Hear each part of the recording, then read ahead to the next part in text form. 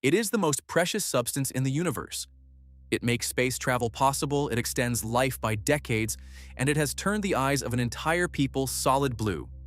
But what the movies never tell you is what the spice actually does to a human body, or where it truly comes from. And I warn you, its origin is more disturbing than anything you imagine.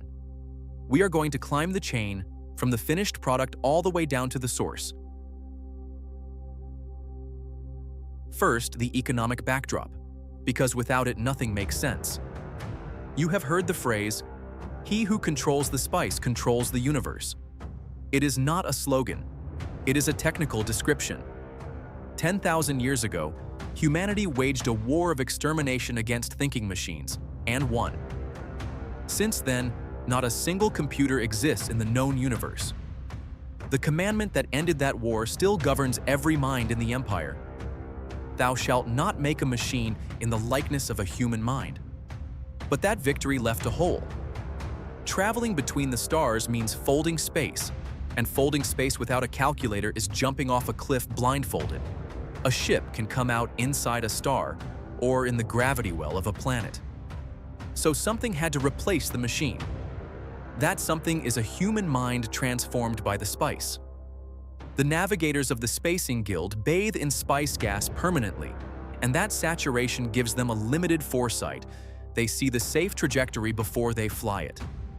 And because the Guild alone can fold space, the Guild answers to no one. Not even the Emperor can move a single soldier without paying its toll. Now pull the thread. No spice, no navigators, no interstellar travel.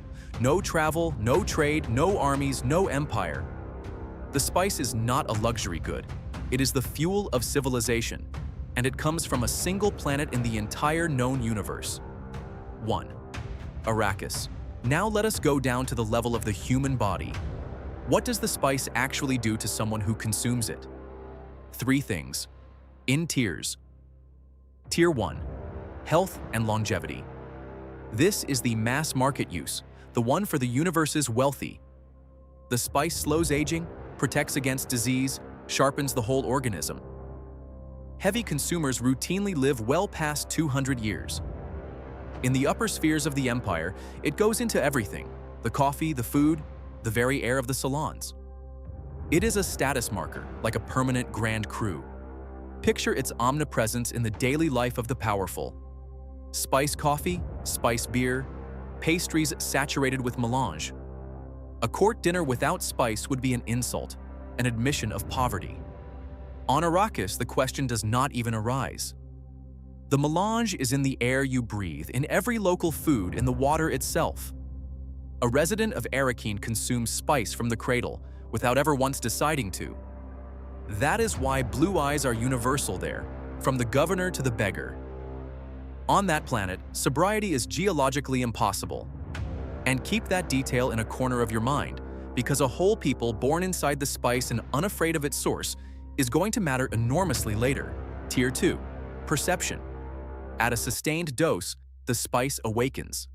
The senses sharpen, the mind accelerates, and some speak of an expanded consciousness. This is where the signature everyone knows appears. The eyes of Ibad.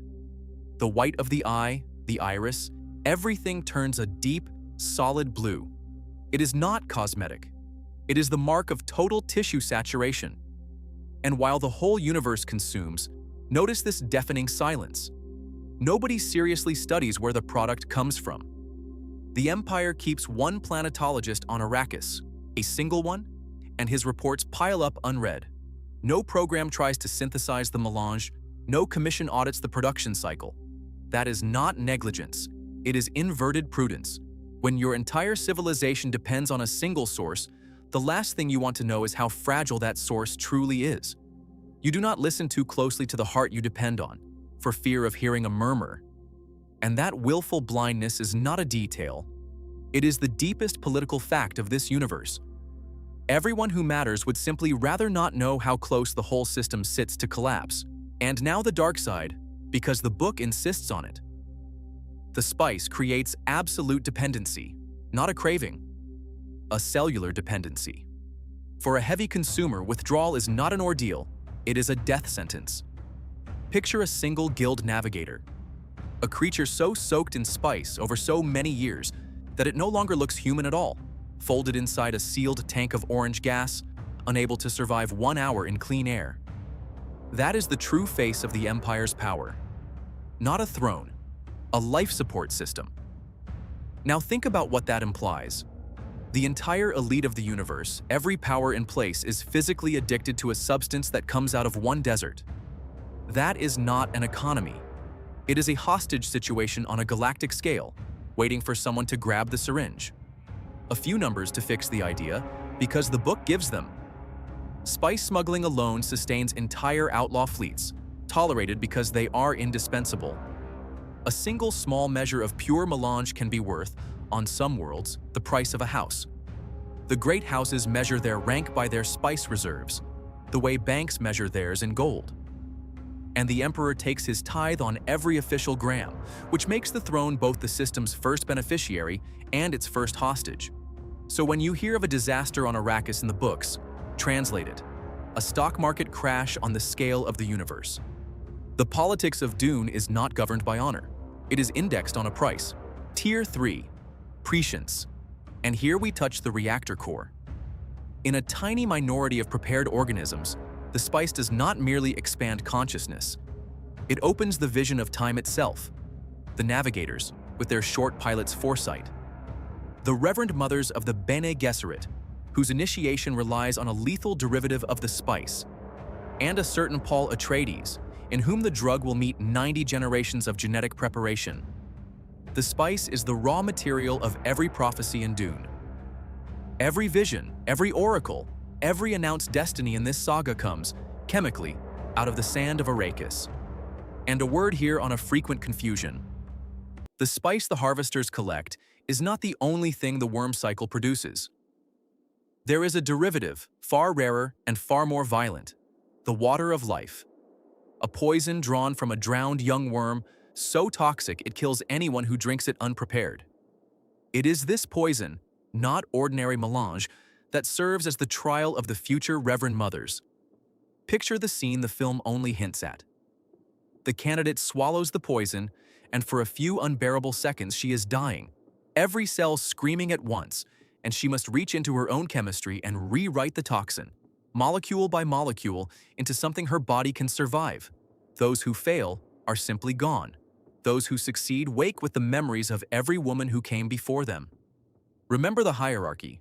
The spice opens the doors, the water of life tears them off their hinges, which raises the question the entire empire has avoided asking for centuries out of pure comfort. Where does this powder actually come from? Here is the answer, and this is the part I promised you at the start. The spice is a biological product. It is manufactured without intention by the sandworms. The cycle, in short: small organisms called sand trout trap water beneath the desert and seal it away. Those sand trout are the larval stage of the worm itself, and by locking the planet's water underground, they keep Arrakis a desert, because a desert is the only place a worm can live. The creature literally engineers the world that feeds it. When the trapped water meets the worm's secretions at depth, the reaction turns explosive. An underground eruption throws the mass toward the surface, where the sun and the dry air of Arrakis transform it. That dried residue is the melange, the spice. The substance that holds up the entire empire is, quite literally, the byproduct of a chemical reaction in the bowels of a desert, in the middle of the reproductive cycle of a 400-meter monster. And there is a consequence almost nobody in the universe dares to say out loud, because it is unbearable. The spice is a natural phenomenon, fragile, and nobody knows how to reproduce it. No laboratory has ever synthesized the melange. Kill the worms, break the cycle, and production stops forever. The navigators die. Space travel goes dark. Every planet falls back into isolation, and entire worlds, unable to feed themselves, collapse. The whole of interstellar civilization rests on the ecosystem of a single animal species on a single planet. And someone, in the first book, understands this before everyone else. He phrases it not as a catastrophe to avoid, but as a weapon to seize. The power to destroy a thing is the absolute control of that thing. Whoever can kill the worms holds the entire universe hostage. Not with a fleet, not with an army, with a threat. The most powerful weapon in all of Dune is a single box of matches, held over the only forest in the world. I will let you guess whose hand reaches for it. But to measure how real that threat is, you need to know the creature at the center of everything. How a 400-meter worm is born, how it lives, how it produces the most expensive substance in the universe, and why a single drop of water can kill it. That is where this story goes next.